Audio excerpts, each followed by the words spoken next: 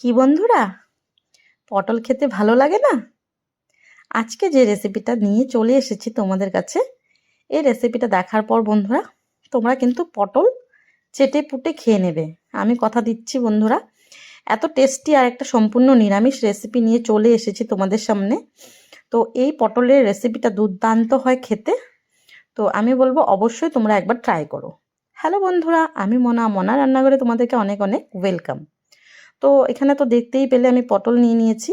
আর প্রথমে যে কাজটা করব, দেখো এক বাটি মসুরির ডাল নিয়েছি, ডালটাকে জল দিয়ে ভালো করে ধুয়ে নেব। দু তিনবার আমি কচলে কচলে, দেখো এরকম করে কচলে কচলে আমি দু তিনবার ধুয়ে নেব।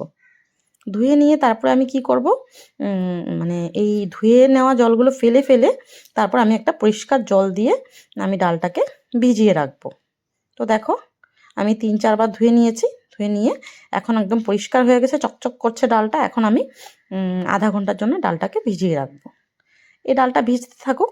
এপাশে আমি একটা কাজ করব, দেখো পটলটাকে আমি পুরো মানে খোসাটা ছুলবো না, অল্প অল্প করে ছুলে এইভাবে করে কেটে নেব। তো তোমরা ভিডিওটা দেখলে বুঝতে পারবে আমি কিভাবে কাটছি। দেখো এইভাবে করে আমি কেটে নেব। কেটে হচ্ছে গিয়ে একটু একটু খোসা ফেলবো, একটু একটু রাখবো। তোমরা জানোই, তোমরা তোমাদেরকে আর বলার দরকার নেই, তোমরা ভালোভাবেই জানো কিভাবে কাটতে হয়। তো দেখো এভাবে করে কেটে তারপর হচ্ছে গিয়ে আমি পটলগুলোকে ডুমো ডুমো করে নেব।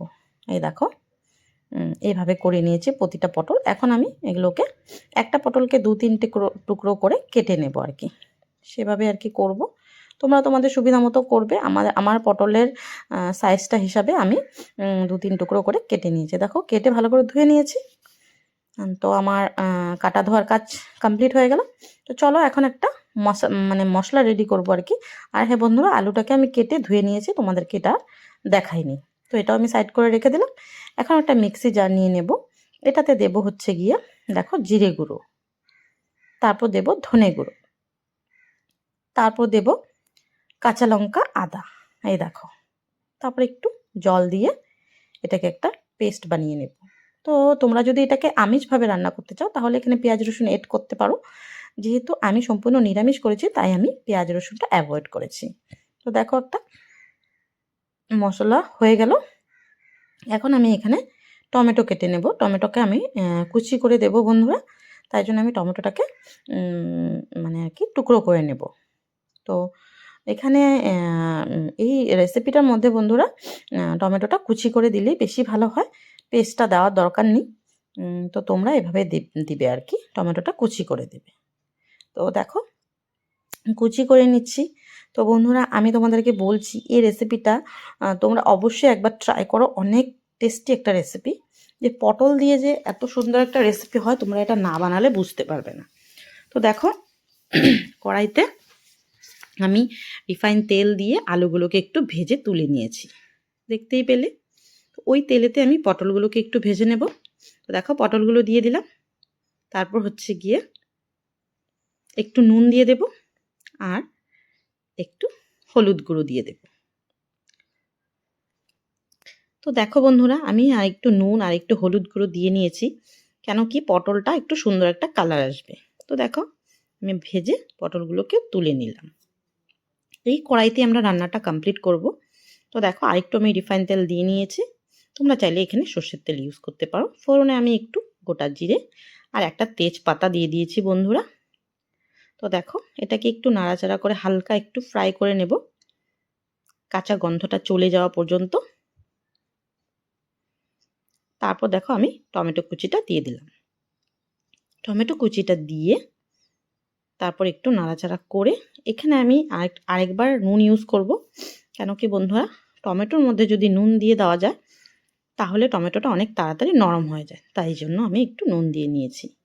তো দেখো টমেটোটা অনেকটা নরম হয়ে গেছে। এখন আমি মানে যে ভিজিয়ে রেখেছিলাম মসুর ডালটা এটা দিয়ে দিলাম, দিয়ে একটু নাড়াচাড়া করে নেব। তারপর যে আমরা একটা মশলা করে রেখেছিলাম, এই দেখো সেই মশলাটা দিয়ে দিলাম, দিয়ে আবার একটু ভালো করে মিশিয়ে নেব। তো দেখো খুব সুন্দর মেশানো হয়ে গেছে আমার। এখন আমি এখানে পরিমাণ মতো নুন দিয়ে দিব, মানে রান্নাটার জন্য আর কি, পুরো রান্নাটার জন্য আমি নুনটা দিয়ে দিলাম। একটু হলুদ গুঁড়ো দিয়ে দিলাম, দিয়ে দেখো খুব সুন্দর করে মিশিয়ে নিয়েছি। আর আমরা যেহেতু মশলা একসাথে ইউজ করে নিয়েছি, আর কোনো মশলা ইউজ করব না এখানে। তো খুব সুন্দর করে মিশিয়ে নিয়ে এলাম। এখন কি করব, দেখো অনেক সুন্দর করে কষানো হয়ে গেছে, একটু তেল ছেড়ে দিয়েছে। এখন হচ্ছে গিয়ে ভেজে রাখা পটল আলুটা দিয়ে ভালো করে মিশিয়ে নিলাম। তো চলো বন্ধুরা, আমাকে আগের ভিডিওতে যারা যারা কমেন্ট করেছে নামগুলো বলে দিই। বিদ্যুৎ ঋতু ব্লগস কমেন্ট করেছে ভীষণ সুন্দর, অসাধারণ। তো দাদাভাই দিদিভাই আপনাকে অনেক অনেক ধন্যবাদ। তো আরেকজন দিদিভাই কমেন্ট করেছে দীপ্তি বড়ুয়া, দারুণ বানিয়েছেন, খুব ভালো হবে খেতে। তো আপনাকে অনেক অনেক ধন্যবাদ। আরেকজন আমাকে কমেন্ট করেছেন রেণুকা স্কুপ, দারুণ। তো আপনাকে অনেক অনেক ধন্যবাদ। আপনারা এইভাবেই আমাকে কমেন্ট করবেন, আমার পাশে থাকবেন। আমি নেক্সট ভিডিওতে আপনাদের নামগুলো আবার নেওয়ার চেষ্টা করব।